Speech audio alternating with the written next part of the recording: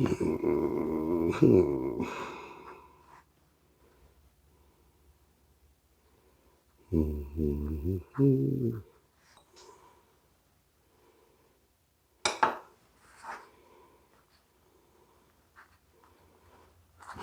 think that's right.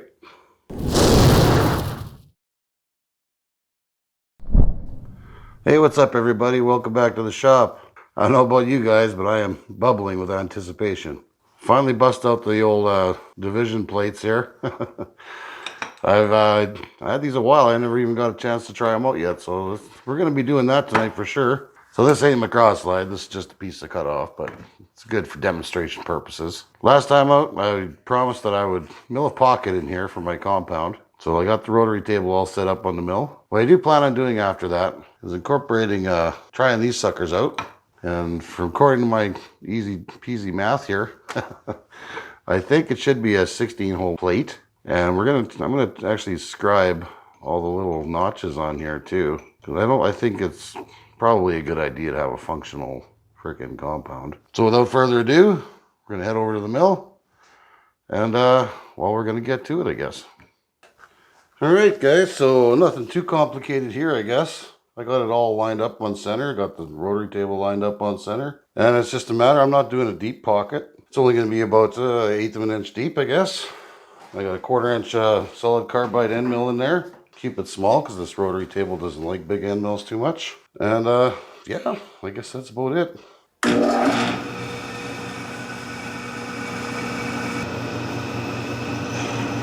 Alright, call that touch off.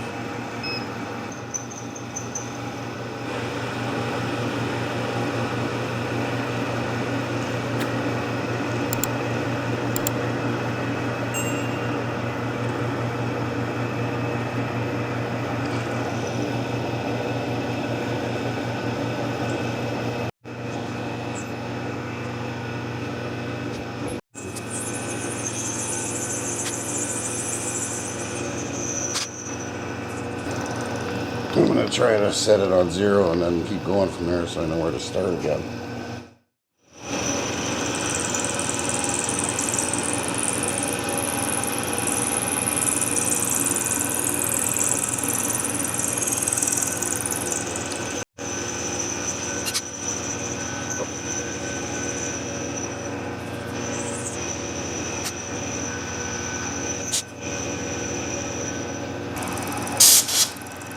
Yeah, this is going to take a while, guys. My shoulder's already getting pretty tired. It's not in good shape. So you guys get the gist of it, right? So I'm just bringing out the radius, 25 thou at a time. I might start doing more depending on how well it's working out. But it looks like it's pretty good so far. And yeah, I got to keep going until it's 1.5 inches big. So I'll get back to you.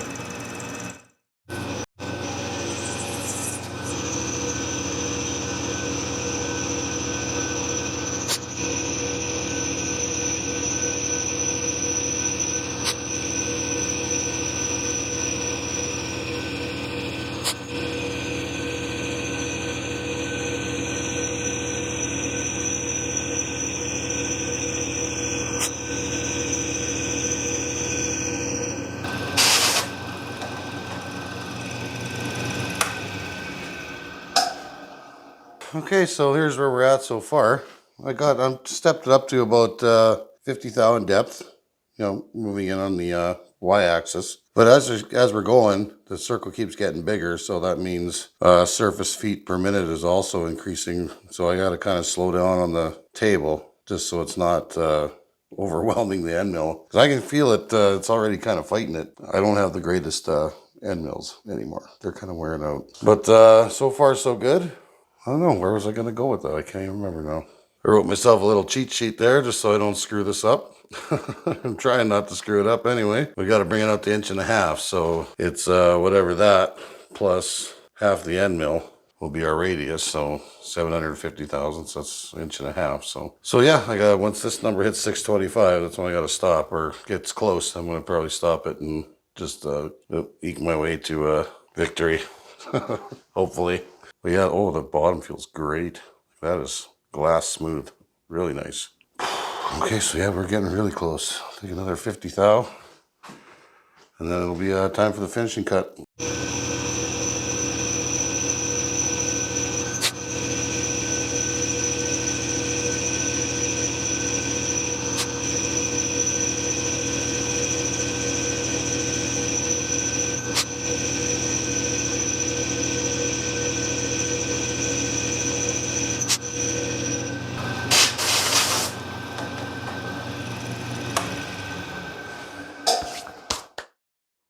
Yeah, according to that, it's 1 inch 454. Okay, so 23 thousandths it is.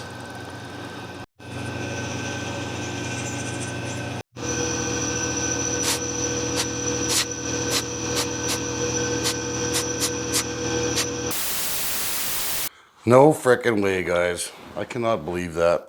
The phone died right there. You guys are supposed to witness this first. Technically, I still haven't because I was checking my phone to see what the numbers were, but that's how I knew it was dead. I don't know. What does it say? What does it say? That is pretty close. 2 thou under. Not even 1.5. And that's probably, once I do a little deburring, it'll probably be right on size. All right. So now, I guess we got to deal with this little situation here. I'm going to have to kind of grind up a scribe or something. I'm not even sure if I got this right, to be honest, as far as the numbers go. But as per usual, just one guy fashion, we're just going to wing it. Yeah, I think that's the stuff we need right there. So I'm going to have to indicate that in so it's nice and square first, I suppose. Hopefully I don't have to move it.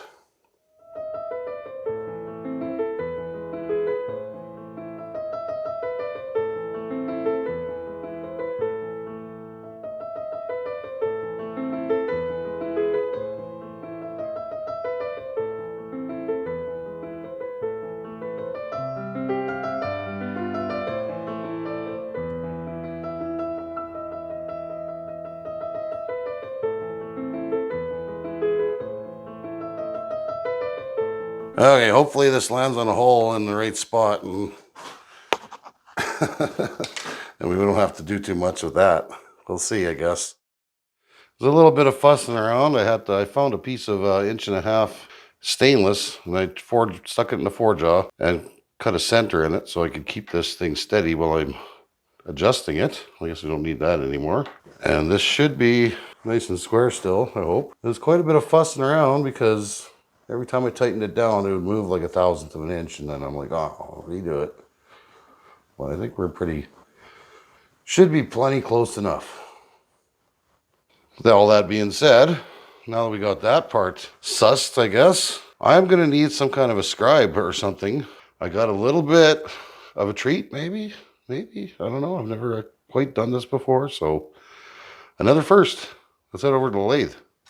All right, so what I got in here is a little bit of 3/16 high-speed steel. I just got to cut a taper in there, but one thing I haven't really even used yet is this guy back here. Now I just know I'm going to get some flack over this. Probably, maybe. So when we get going on this, probably just going to mute the mic because it's going to be loud as hell. Now I actually put a locking pin in this just for safety's sake. Just a tapered pin. And now it should move freely. Just like that. Then we'll set up our angle.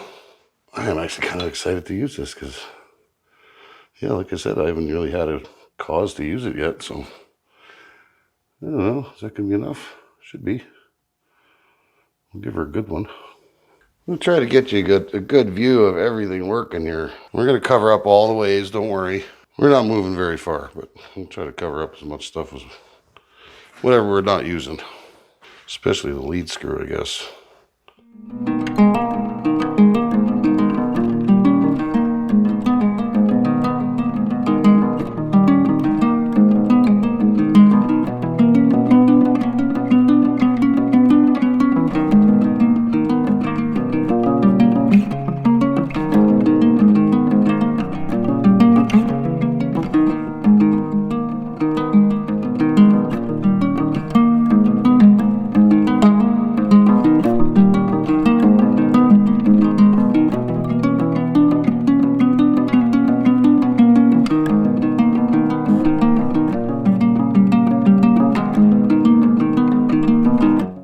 Okay, well that was obnoxiously loud. We got pretty good point on there. That sucker is deadly sharp, like that's hypodermic sharp. Not too bad a finish, I guess, for a shitty grinding wheel. I'll probably end up snapping that tip off right off the bat. I should have made it a little bit, maybe more, less of an angle. I wanted to play with my taper attachment. What can I say? Well, guys, I don't have the highest of expectations for this. Oh, I went too far already. Look at that. Yeah, it's springing. I can hear it. Yeah, this might not work out so good. Okay, guys, so new plan.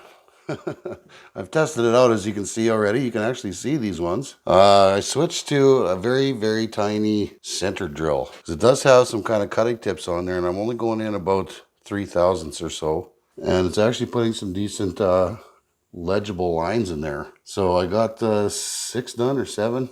I don't know.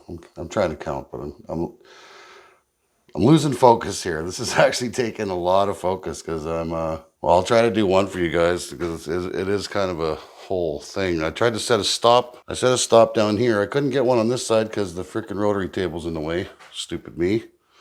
Well, what do? And I also set the depth stop right here. So that should be count for our depth. But I've really got to remember to lift this up before I turn it every time. Otherwise I'm gonna, there's a lot of little things to do, but for every little stupid line, and there's 180 of them. So I'm trying to stay focused here. I'll give you guys maybe a little bit of a wider shot. And the centrifugal clutch in the motor doesn't like winding it up when it's in its highest gear. Oh yeah, I'm not even sure if I got to go one more notch.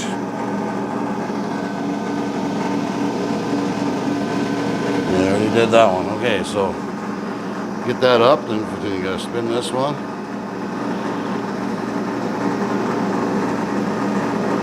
So that should be 8. And down with the handle, very gentle like. It's a very, very tiny tip on there. Lock the quill.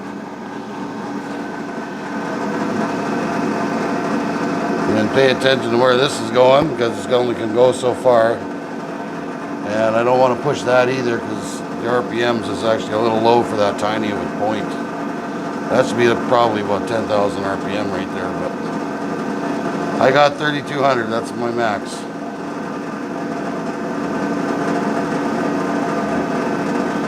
And stop at 120.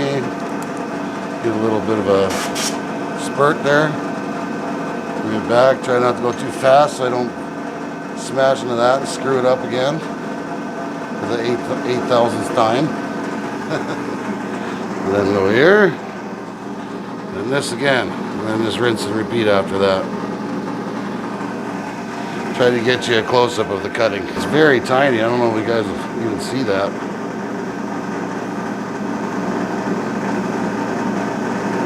Well, you might.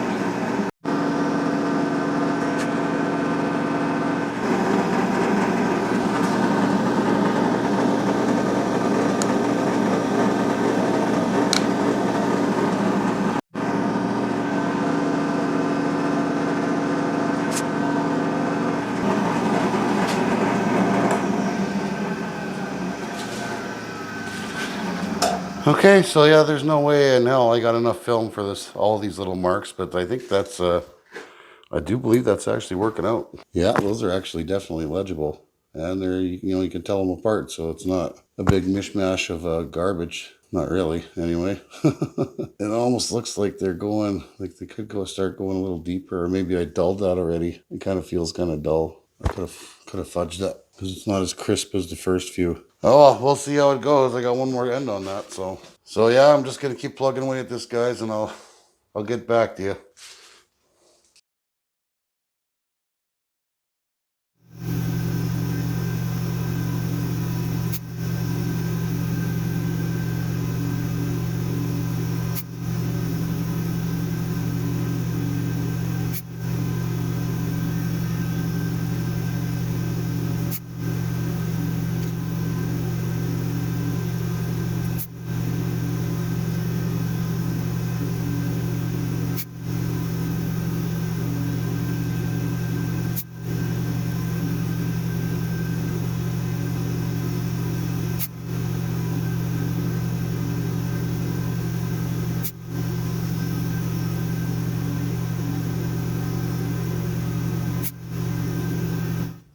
Well, all right, guys. There she is. In all her glory. 180 little marks. It was the first 90 took probably about 3 hours, but I'd say I probably cut that time in half by after the last 90 weren't so bad. Took a little bit of concentration on my part for sure, but all in all, I think they turned out pretty good. First time using one of those, first time using the indexing plates. The hardest part was trying to remember every fifth line had to be a little bit longer. And then after that, it wasn't so bad. There, I screwed up a few. Like mostly I just forgot to pull up the quill when I rotated it. I was constantly trying to remember which was the fifth one and stuff. And like, okay, this is the fifth one. And I just went and turned it, and yeah, no big deal. But yeah, they turned out really good. So next part of this little equation, we got to make this thing. Pretty self-explanatory. Well, it's kind of scribbles. I can read it. That's all that counts. It's this thing. I'll show you.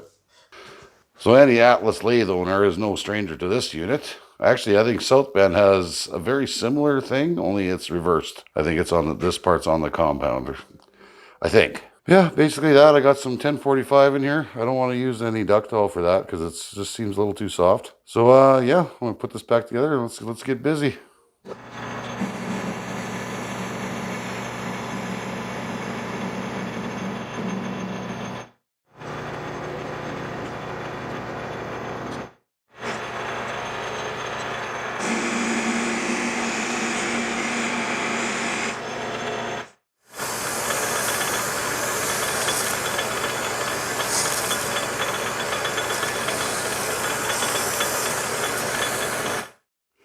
Hey, so here she is.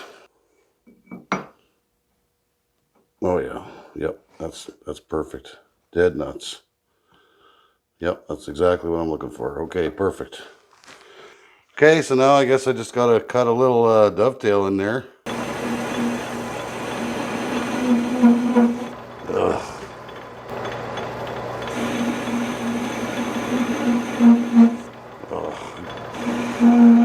Oh my god. So that's not really working so great. I guess I could, I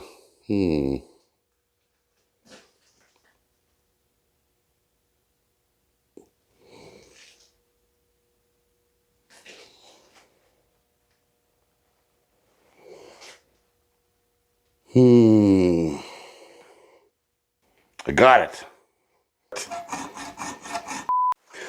I'm just kidding. I've never actually done this before. I think I actually stuck this chuck on there once, but I never actually used it.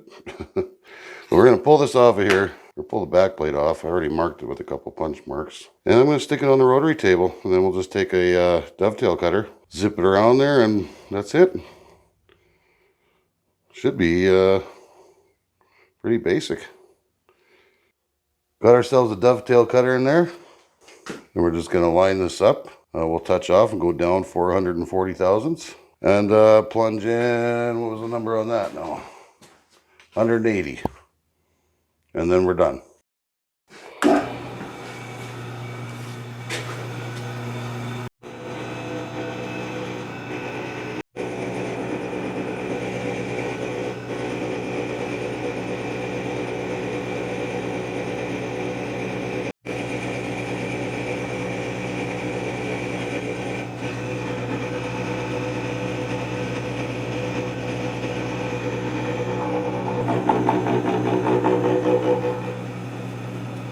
Huh, so far so good.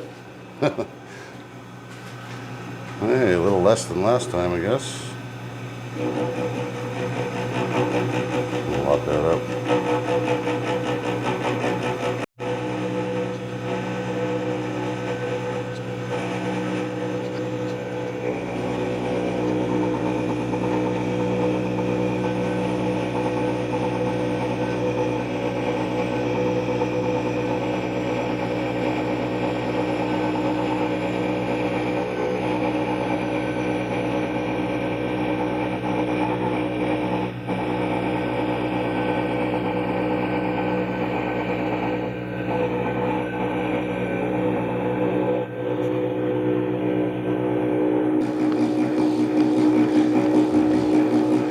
It's looking okay.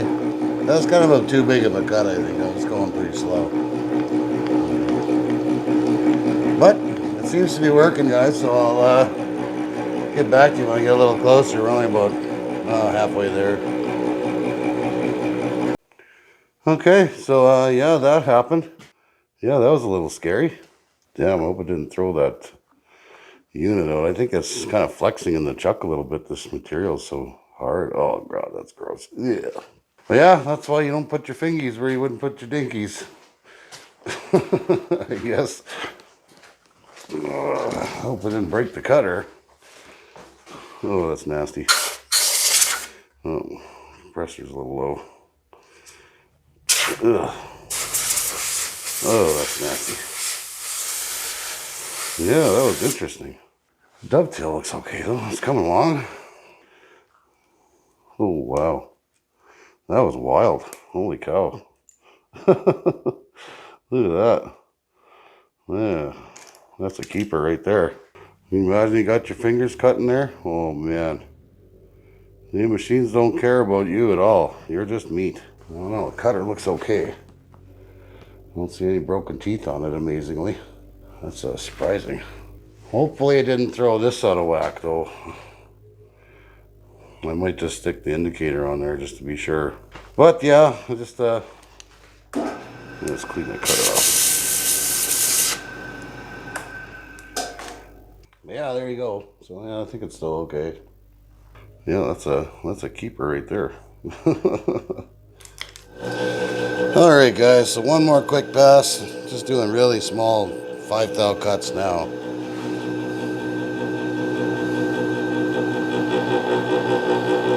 This should just about do it.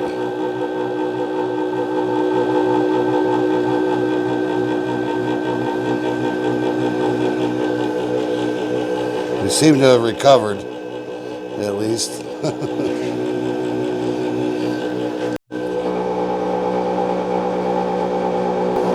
You'll notice, you can see the little spot where I got the brush cut caught there.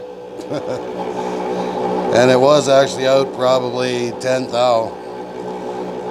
So I had to kind of knock it back into place and dial it back, you know, just knock it back so it's running concentric with the chuck again. But I do believe we recovered. But yeah, I think this chuck was just like a 6-jaw or something and not 80 years old or whatever it is. It just really doesn't grip very good anymore. I cranked that down as hard as I could this time though. I don't really like doing that. Anyways, you're really not missing much here. I'll bring it back for the inspection. Well guys, there's our little doodad. I don't know why, but it seems like every time I make one of these, it is hella tough. But this turned out okay. It turned out pretty good actually. It's a dead nuts fit. Like you gotta kind of, it goes in, but you gotta kind of just get it just right. And then you gotta do the same thing just to get it out. Oh shit. Well, that's worse. Well, it's in there. That's what it's gonna look like. Yeah, there we go. Yeah. It's almost an interference fit. It does it does actually come out a little late. There we go. Ugh. Yeah, like that's as close as you could possibly get without it being a press fit. So now, got to drill a couple screw holes in this. Then technically we can actually even try this out. So we're just 2 holes away, guys.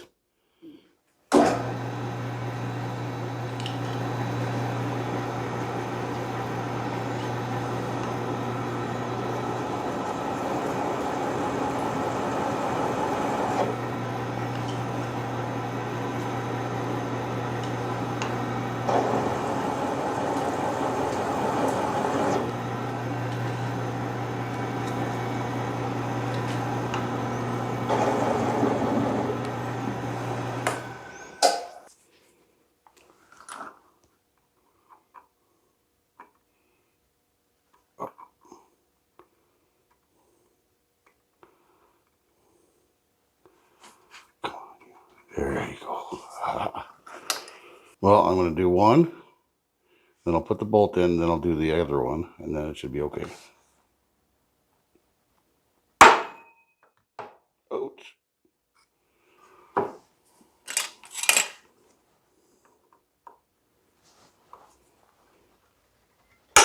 Oh, now we got a punch mark.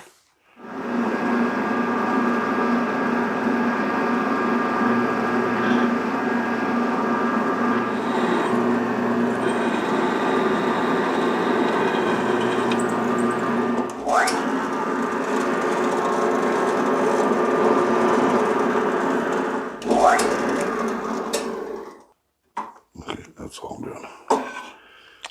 All right, guys, so I had something of an afterthought. Like, the whole point of this, well, other than a much more rigid cross slide, hopefully, that I would like to actually have some options for fixtures and attachments on this thing. So what I had in mind, I was going to initially just put a 1/8 by 1/8-ish groove in there. What I've opted to do is essentially turn this whole top slide into a big fat dovetail. Because I think that'll give me a little bit of room for error. So then we can make so to clamp it on, you could either have a flexure on one side, like for your fall arrest, or maybe I want to do a fixture plate on there to do some line boring, which I do want to do. That's a whole other story. With that being said, I'm just going to cut a small dovetail, maybe about 1/8 in depth or so, just a little guy around both sides, same height, for future fixtures. Okay, granted, I do see a flaw in my logic. The dovetail cutter will most likely cut into the side of this. So I'm just going to stop, I don't know, let's say 1/4 inch away, and then just skip that and keep going, because what else, I don't know what else I could possibly do with that. Really kicking myself for not putting this in the right spot in the first place. Oh well. It's my first cross slide. Anyways, let's give her.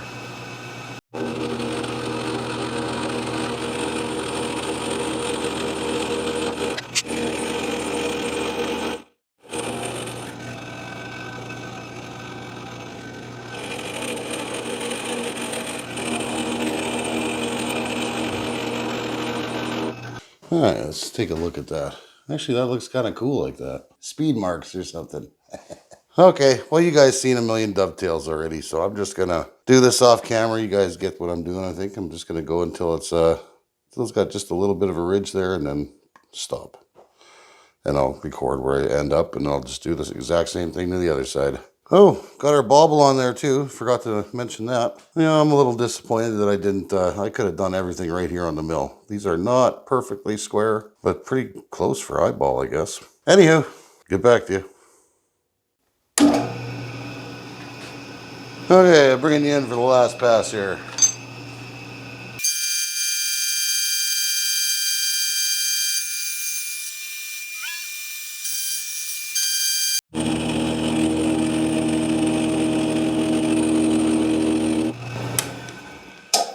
Well, I think that should just about do it, guys. We're gonna go to the bench now, I think. All right, so I think that'll work nicely for what I have planned. I'm gonna get a little closer look at it. The cuts look good, nice and uniform. And it kind of looks like I got a little bit of a racing stripe on there. All right, I can only think of one feature left to do on this.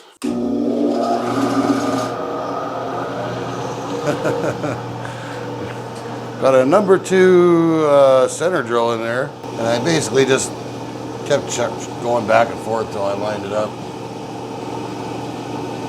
I'm gonna touch off and then see how deep we can go. We might have to make 2 passes. I'm probably not gonna show all of this though. All right.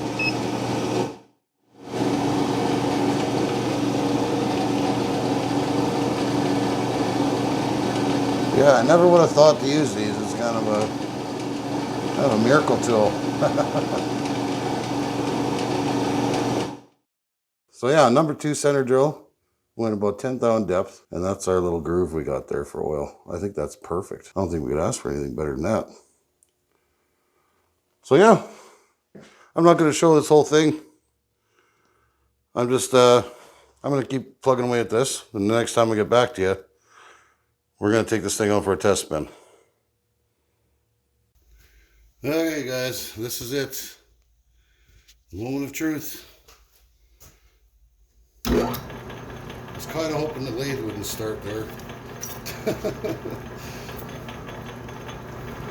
It's a little tight. I'm going to have to ease up on those gib screws. Give her a good one. Let's interrupt the cut right now.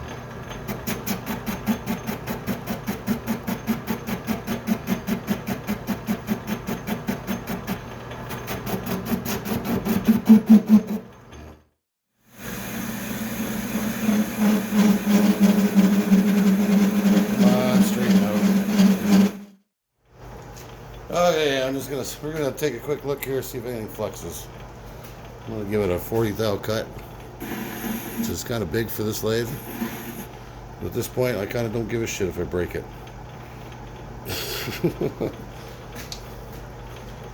I am getting mad.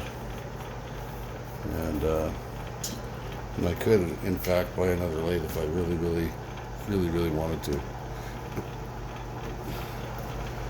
It's getting there.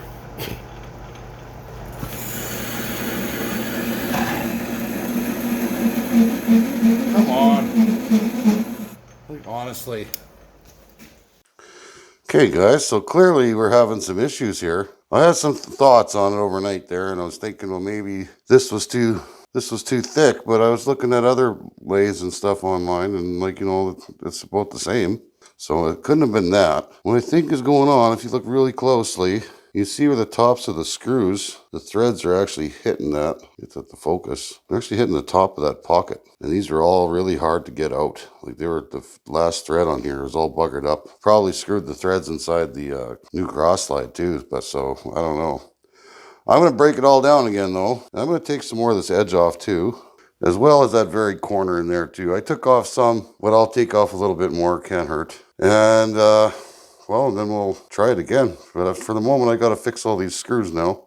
So I'm going to turn them back a little further. These are actually the ones off the original compound. That's why they're so short, but I don't even know where the proper screw went. That one was a bit tight too, I could see, according to the gib on here. You can get a good view of that. You can see it. So yeah, there's little dings up on the top there. So I think they're forcing the gib in a weird position and just kind of doing this with it instead of pushing it flat like it's supposed to. Because I put the indicator on this and give it a good torque, and it was actually lifting, you know, a fair bit. There's no gib in there right now. That's why it's moving. But so yeah, I guess I'm gonna have to do some fine tuning. So I'll get back to you when I figure some stuff out here. So I have stuck this all back together with the original cross slide and everything, just to see if it was indeed my cross slide that was the problem. And it's not. This one's chattering just as bad. So it wasn't really even that, but I don't know. I just think I expected it to be a little bit better. Hopefully it is a little bit better now that I did that little bit of quality of life improvement. But if I get some safety glasses on here, oh, there they are in my head. We'll run a little pass here.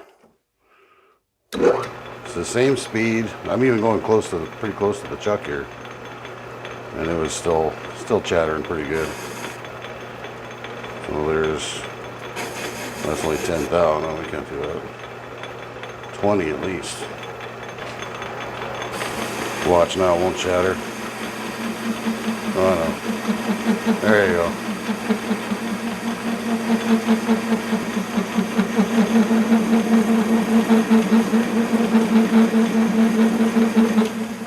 Yeah.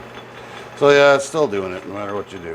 But hopefully I broke all those edges off and I fixed up the gib. So I'm going to take this all apart again and put it back together. Okay guys, so that made a huge difference from the last go around. Breaking the inside corners of those dovetails, you know, just relieving them or whatever, and the gib screws. Because now you barely have to touch it, and it'll lock that whole cross slide right up. Like that's right size.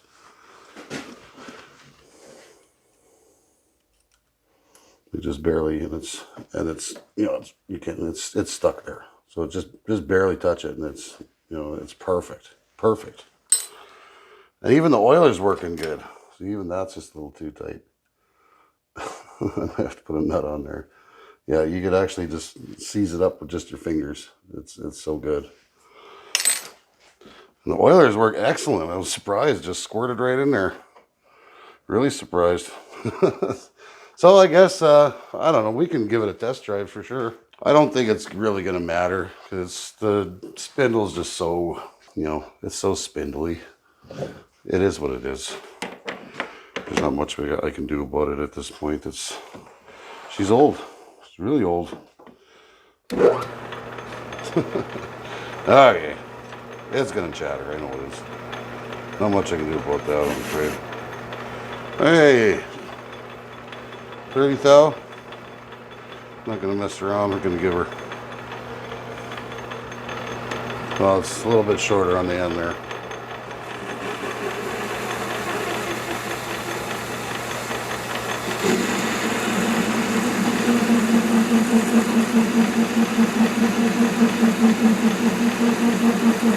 Yeah, it's about the same.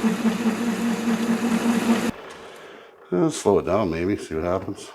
Yeah, I was getting pretty upset. I had to back off from this and just try to figure some stuff out. I was not happy at all. Come on, touch it off. There you go. Hey, still probably more than 30,000. Yeah, that's more than 30,000, I think. That's a pretty good sized chip there. Yeah, that's a lot more. Holy cow. Okay, 30.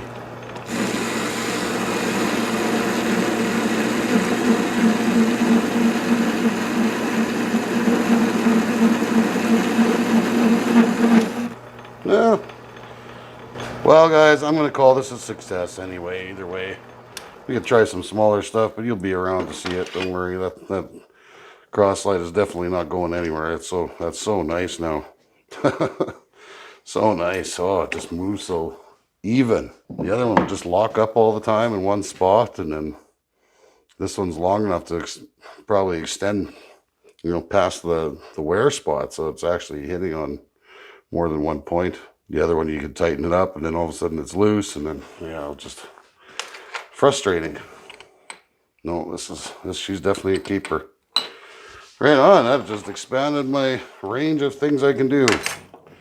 There's so many fixtures I got planned for this thing.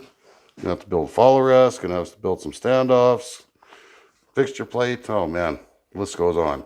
Well, I gotta say, guys, this is the end. This is the end of this video.